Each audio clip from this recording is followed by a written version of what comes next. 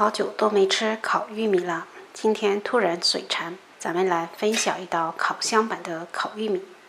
将买回来的玉米剥掉玉米皮，不要全部剥掉，剩下薄薄一层就可以了。这个须也不用剥掉。剥好的玉米放清水中清洗干净。冷水上锅，帮适量的盐提前入一下味。盖上盖子，大火煮开后转中小火煮15分钟左右。时间到，将玉米加出，再用凉水冲一下澡，降温。再将玉米皮、玉米须全部剥掉，装碗控干水分。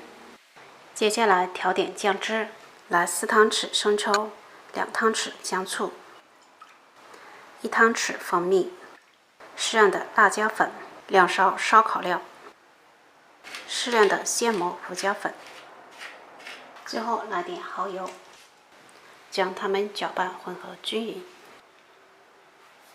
玉米的表面先均匀的刷上一层油，再均匀的刷上刚才调好的酱汁。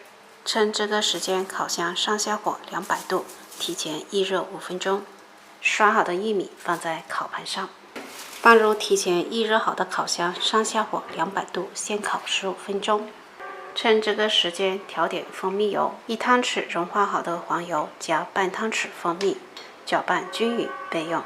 15分钟后，玉米稍微晾凉后，在其表面刷上一层蜂蜜油，重新放回烤箱，上下火200度烤5分钟就可以了。咱们的烤玉米就做好了。烤出来的玉米比煮出来的玉米实在是香太多了，米不会干瘪，咸度刚好，咬一口鲜嫩多汁，喜欢的朋友可以在家试一下。